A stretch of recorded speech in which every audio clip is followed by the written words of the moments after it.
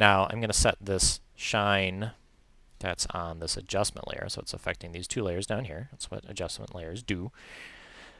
So I'm going to adjust this shine so that it's set to normal. So we still see the original pattern, and but I can turn that source down and maybe turn up the boost on the shine here, maybe turn up the ray length a little bit.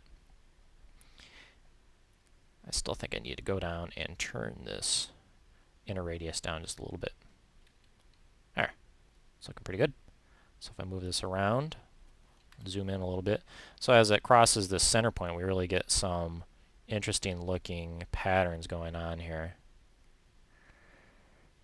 So kind of breathing an old technique into, well, another old technique, but two old techniques when come together make one new technique. And you can amaze your friends with this.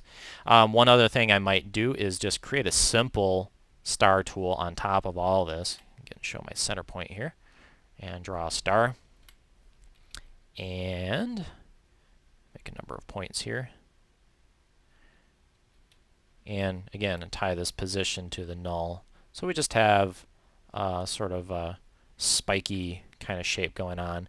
Now I'd set this transfer mode to something like overlay and probably turn down the opacity so it's not as obnoxious.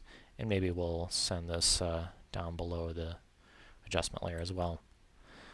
So if I move this around, whoops, move the null, not draw a new shape, move this around, get a very cool looking lens flare. This is just using Trapcode Shine and a couple other things and some tools from CS3.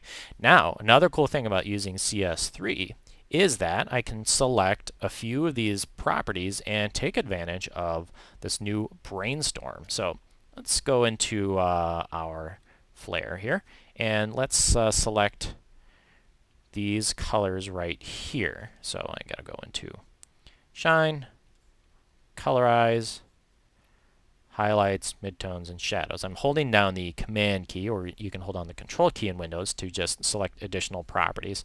So I'm selecting those, and we'll also go into the shape layer here, twirl this down, go into Transform, not Transform, Contents, Polystar, Polystar Path, and I'm going to select the points here. And I'm also going to select the rotation. This will add just a little bit of variance.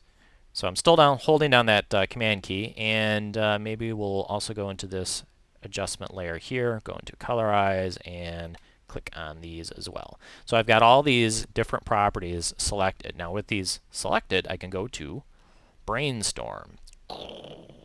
And what I can do is set a little bit of randomness here. I can have a little bit of randomness, or a lot of randomness. And this is generating variations on those properties that I just selected.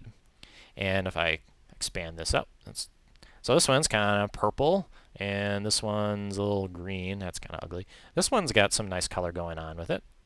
So it's just shifting the properties around randomly and creating variation on those objects that I selected, which I think is very cool. So if I like one of these, I can say save as a new composition, and it'll duplicate my current composition as this variation that we see right here. This is a very cool use for Brainstorm. I'm going to hit cancel. And that's really about it. There's a lot of variations you can play with on this, but this is breathing new life into the old lens flare, and you can proudly pull up that lens flare effect again.